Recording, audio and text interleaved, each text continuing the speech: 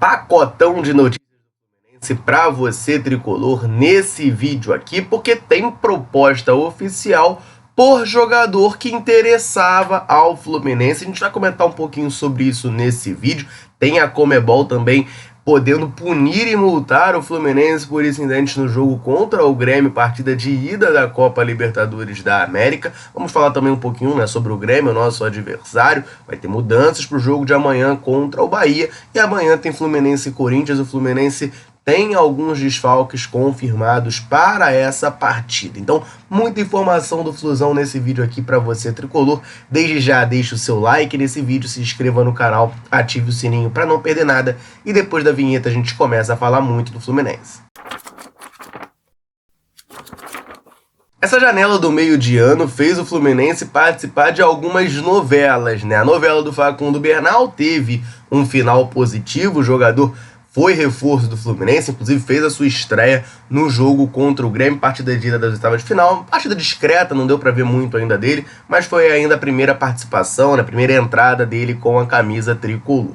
Uma outra grande novela, essa que não teve um final feliz, pelo menos por enquanto, para o Fluminense, foi a da contratação do atacante Emiliano Gomes, do Boston River, né? Para quem não lembra, vice-artilheiro do Campeonato Uruguaio, 22 anos, um atacante de lado de campo. O Fluminense estava interessado nessa contratação, estava avançando. O Emiliano Gomes já tinha aceitado a proposta do Fluminense, estava muito animado, muito disposto a vir para cá, mas o Fluminense acabou desistindo da negociação. O tricolor ofereceu 3 milhões de dólares, cerca de 17 milhões de reais, por 100% dos direitos do atacante. O Boston River queria esse valor por 70% dos direitos, mas o grande imbróglio foi no parcelamento, né? O Fluminense queria pagar o jogador até 2027, Boston River só topava até o fim de 2026, e aí o Fluminense acabou desistindo dessa negociação. Outro clube que apareceu muito interessado no futebol desse jogador era o Estudiantes de La Plata, lá da Argentina. E segundo o Agustín Zabala, da 222 Rádio, lá da Argentina, o Estudiantes oficializou uma proposta pelo jogador, tá? O Estudiantes ofereceu, né, de maneira oficial 2 milhões de dólares, cerca de 11 milhões de reais, para comprar 70% dos direitos do atacante uruguaio. O Boston River está pedindo 3 milhões de dólares por 80% do jogador. E aí os clubes estão nessa negociação para chegar a um meio termo, né? O Emiliano Gomes eu considero que seria um bom reforço para o Fluminense. É uma pena que o tricolor tenha desistido dessa negociação e pelo visto, né, pelo que a gente está vendo ali dos dias se passando, o Fluminense não vai voltar a carga pelo jogador, né? Existia até uma expectativa de, talvez o Fluminense volte atrás, porque o jogador estava muito interessado em vir para cá, então talvez ele consiga, né, amolecer o coração dos dirigentes do Boston River para negociar termos melhores para o Fluminense voltar à carga. Mas pelo visto isso não vai acontecer. Agora o Estudiantes de La Plata é o grande favorito a efetuar essa contratação, tem essa proposta oficial na mesa e as negociações estão rolando entre Boston River e a equipe argentina.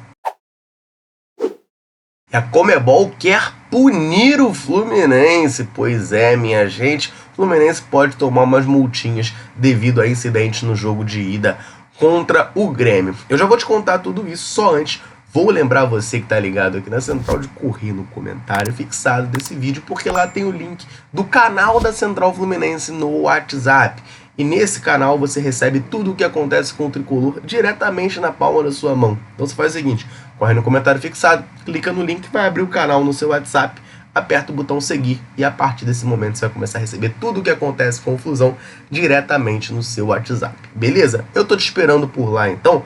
Vamos comentar essa informação trazida pelo Marcelo Neves lá do GE, de que a Conmebol faz, né, um indiciamento do Fluminense e pode punir o tricolor por infrações cometidas no jogo contra o Grêmio no Couto Pereira. O Fluminense foi indiciado por 3 itens, tá? Atraso de 1 minuto e 30 segundos para o início do primeiro tempo, atraso de 1 minuto para o início do segundo tempo e não ter entrado em campo passando por baixo do portal de entrada da competição. O Fluminense então comete essas 3 infrações, né? Parecem coisas muito bobas, principalmente a última, né? Não entrou por baixo do portal de entrada, mas são os ritos que ali tem. E, bom, eu posso achar horrível. Eu não assinei o regulamento. O Fluminense assinou o regulamento. o Fluminense já sabia das obrigações que ele tinha, né? Então não existe o Fluminense ficar descumprindo essas coisas, tá? Segundo o Marcelo Neves do GE, essas multas podem ir desde uma advertência até R$260 mil por infração, né? Então seria ruim, claro que R$260 mil para um clube de futebol não é grandes coisas, mas o Fluminense não tá podendo esbanjar, ficar gastando dinheiro dessa maneira, né? Então tem que ficar um pouquinho mais atento, né? Para não ficar dando esse tipo de mole, não ficar perdendo dinheiro de bobeira e, enfim, coisas bobas, mas que a Conmebol pune mesmo. A gente sabe que a Conmebol, para certas coisas, ela é muito rigorosa, né? Para outras, ela não é não. Mas para algumas coisas como essas aí, esses detalhezinhos, né, de passar por baixo do portal de entrada, aí a Conmebol é rigorosa pra caramba mesmo. Então o Fluminense pode ser punido pela entidade.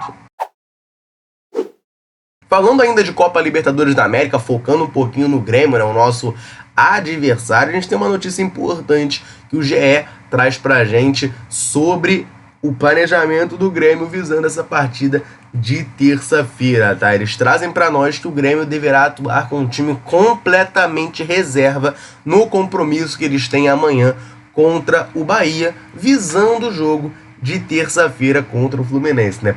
Pro tricolor mais antigo, isso não é novidade, né? O Renato Gaúcho, quando ele tá focado na Libertadores, ele poupa mesmo, ele bota o time totalmente reserva. Te lembra bem de 2008, como foi aqui no Fluminense, né? O único titular desse jogo deve ser o zagueiro Rodrigo Eli. Vocês vão lembrar bem que o Rodrigo Eli, depois daquele agarra-agarra com o Ganso ali, ele dá um soco no Paulo Henrique Ganso e é expulso.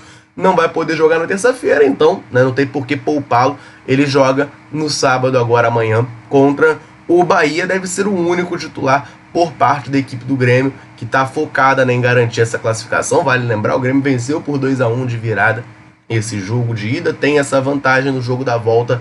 O Fluminense precisa vencer por 2 gols de diferença para se classificar direto, ou 1 gol de diferença para levar a disputa para os pênaltis. O Grêmio pode e deve ter um reforço importante para a partida da terça-feira, tá?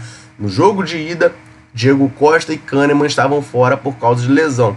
Diego Costa ainda não deve retornar, mas o Kahneman deve sim ter condições de viajar para o Rio de Janeiro e de atuar na partida da terça-feira. Sem o Rodrigo Eli, ele pode acabar sendo titular dessa equipe, né? Zagueiro, na mesma posição ali. O Kahneman pode estar em condições, então, de atuar na terça-feira contra o Fluminense. Um zagueiro experiente, né? Ídolo do Grêmio. Já foi um zagueiro muito, muito bom, né? Hoje em dia já está mais velho e tal, mas ainda é uma peça experiente ali, importante para a equipe do Grêmio. Pode retornar na terça-feira contra o Fluminense. Fluminense tem desfalque confirmado para o jogo de amanhã contra o Corinthians e pode ter outros problemas para essa partida, pois a bruxa tá solta no Fluminense. A gente vai comentar bastante sobre isso aqui, mas antes eu vou rapidinho aproveitar para dar uma moral para a galera tricolor ligada aqui na Central, sempre nos dando aquela moral. Todo vídeo eu convido você que está aqui nos assistindo a deixar um comentário aqui embaixo falando o seu nome e de onde você nos assiste. A gente gosta muito de saber até onde nesse mundo gigantesco a Central consegue alcançar. A galera chega junto, deixa um comentário. Sempre que a gente pode, a gente vem aqui e manda aquele abraço. Então nesse vídeo eu vou mandar um abraço pro Paulo Márcio, lá de Vila Velha, no Espírito Santo, pro Jorge, de Encarnación, no Paraguai, pro Valdo, de Niterói, pra torcida tricolor, lá de João Dourado, na Bahia, pro Manuel Caetano, de Natividade, no Rio de Janeiro, pro João Batista, de Danbury, nos Estados Unidos, e pro Sérgio Reis, aqui do Rio de Janeiro. Um abração pra galera tricolor, convite mais do que reforçado. Você que tá aí ligado na Central, quer que a gente mande um abraço, um salve e cite seu nome em algum vídeo? Comenta aqui embaixo dizendo o seu nome e de onde você tá nos assistindo. Combinado? Então vamos falar dessa situação, porque o torcedor tricolor atento no jogo de terça-feira passada, com certeza lembra que o Martinelli foi substituído ainda no primeiro tempo, após sentir uma lesão ali, saiu e deu lugar ao Keno. O Fluminense acabou caindo até bastante de produção depois da saída do jogador. O Fluminense estava com 3 volantes ali, um esquema mais sólido, a entrada do Keno que acabou não entrando bem, e também depois saiu machucado, né? Acabou dando uma piorada no time do Fluminense. O Vitor Lessa traz pra gente a informação de que o Martinelli sentiu o tornozelo, né? E foi por isso que ele saiu e será desfalque certo na partida de amanhã contra o Corinthians, e além disso ele é dúvida para o jogo contra o Grêmio na terça-feira. Então, uma situação um pouquinho mais delicada com o Martinelli. Vale lembrar, né, que o Nonato, outro jogador da posição, também com problema no tornozelo, está em transição aos gramados, já tem alguns dias, mas ainda não voltou a treinar oficialmente com a equipe do Fluminense. Então também é outro jogador da posição que é dúvida. E para piorar a situação, o Alexander também é dúvida.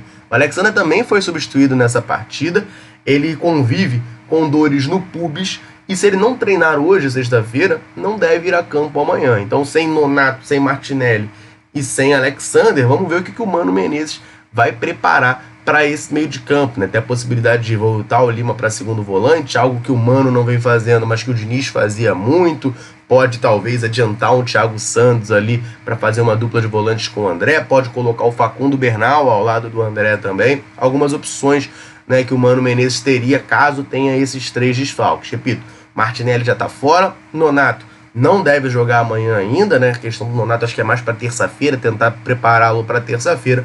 E o Alexander é dúvida por conta dessas dores no pubis. Então a bruxa está solta aqui no Fluminense, né? Alguns desfalques importantes. Vale lembrar, né?